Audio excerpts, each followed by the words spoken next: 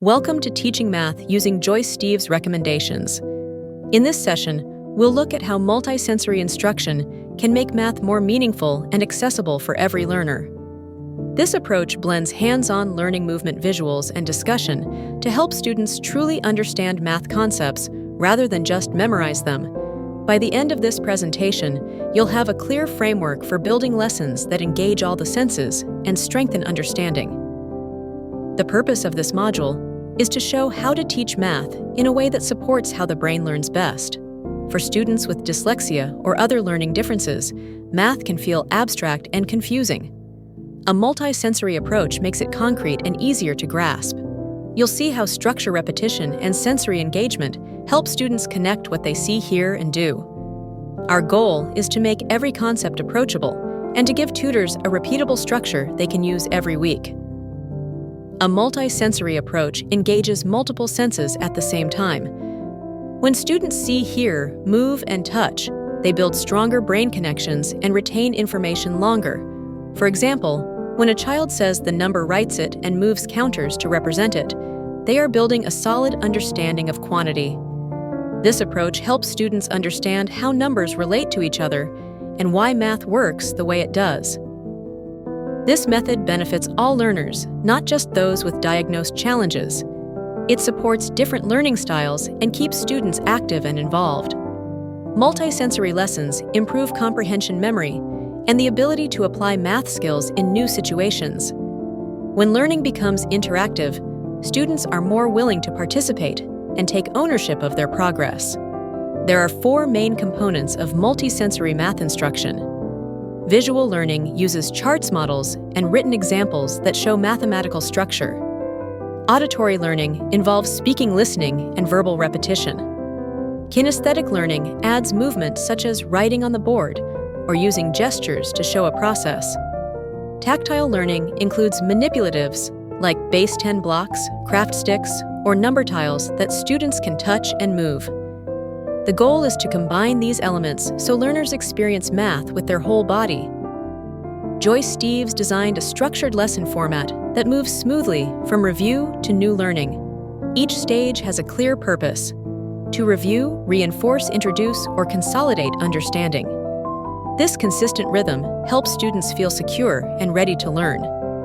In the next slides, we'll look closely at each stage and talk about how to make it multisensory and engaging. Every math lesson begins with a warm-up. This short activity activates prior knowledge and helps students focus. It should be simple and familiar, something the student can do easily. The goal is to prepare the brain for learning, not to challenge or frustrate. A good warm-up builds confidence and signals that math time has begun.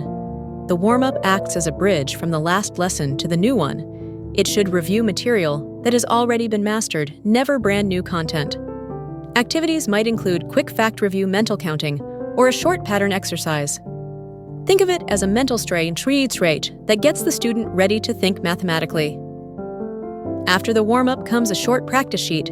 This reinforces skills from previous lesson and gives the student time to recall strategies. It helps prime the brain for the new concept that will follow.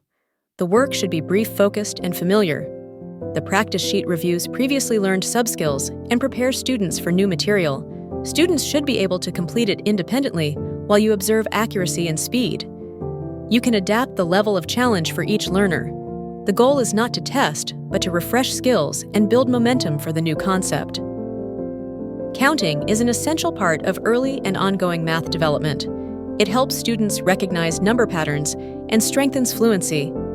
This stage connects numbers rhythm and visual patterning. It sets the foundation for place value and mental math. Use a mix of visual and auditory cues when counting. Try dice dominoes or clapping patterns to emphasize rhythm and grouping. Encourage counting forward and backward, and provide near-point references like a number line or hundreds chart. Include skip counting with manipulatives or songs to make it multisensory and memorable. Counting builds fluency and lays the groundwork for understanding multiplication and division later on. Next comes board work. This part of the lesson brings movement into learning. When students stand and write on a whiteboard, they use large muscle groups, which helps build memory and focus. It is also a great opportunity to check understanding in real time. During board work, students practice numeral formation review patterns and reinforce place value concepts. Large muscle movement supports learning for students who need kinesthetic input. You can guide students as they correct reversals, practice writing neatly, and strengthen fine motor control. Mental arithmetic helps develop fluency and confidence. It encourages students to reason with numbers rather than rely on written work. This is where they practice flexibility and quick thinking. The goal is to help them see relationships and patterns that make math efficient and intuitive. During mental arithmetic, encourage students to use strategies like subitizing pattern recognition and compensation.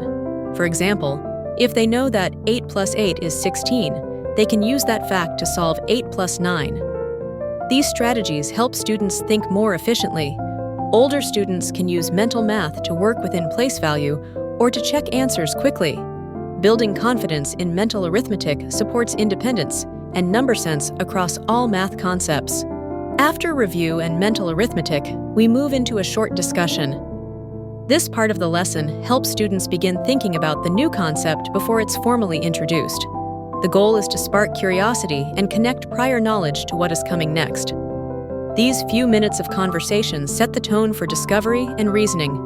Ask open-ended questions that allow students to explain their thinking. For example, you might say, "What do you already know about fractions?" Or, "How else could we solve this problem?"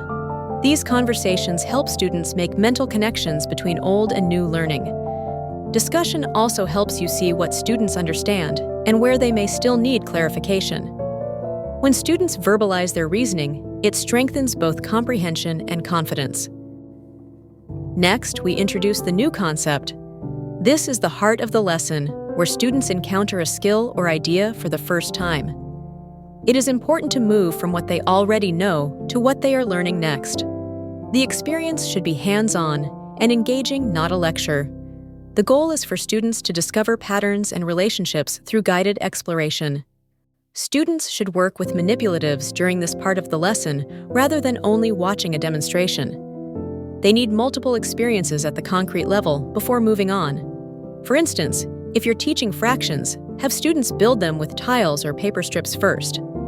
Ask guided questions like, "If this is 1 out of 3 equal parts, what would 2 parts look like?" Learning moves at the pace of understanding. Remember the principle: go as fast as you can and as slow as you need to. The goal is solid comprehension, not coverage. The CRA model is a cornerstone of multisensory math teaching. CRA stands for Concrete, Representational, and Abstract, the 3 stages of understanding a concept. In the concrete stage, students learn through hands-on experiences using objects or manipulatives. They physically build and explore to see how math works in real space. In the representational stage, students draw or use diagrams to model the same idea visually. This stage bridges what they did with their hands to what they will soon do with symbols. Finally, the abstract stage uses numbers and symbols to represent the concept without any visual aids. This gradual shift from concrete to abstract ensures students truly understand before moving on to more complex ideas.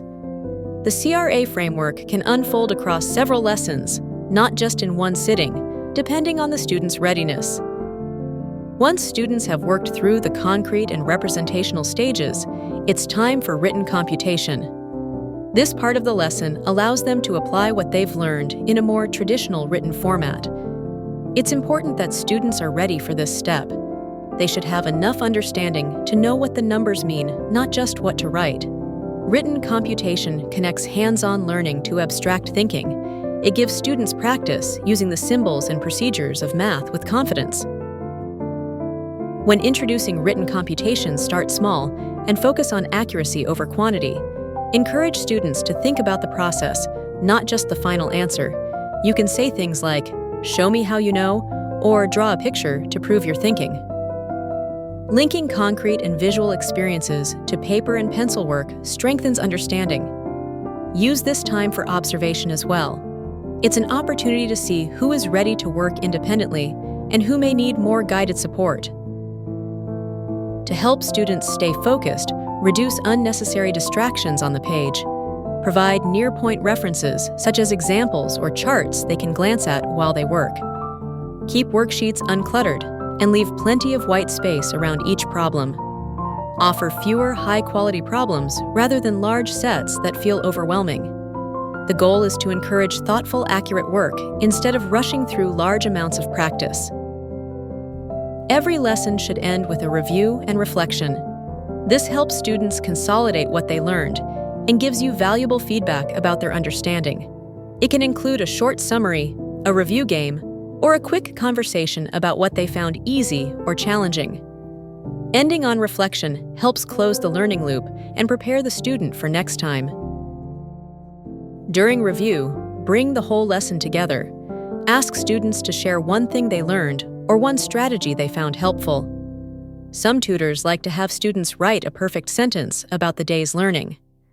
Others might choose a quick game that reinforces the main skill.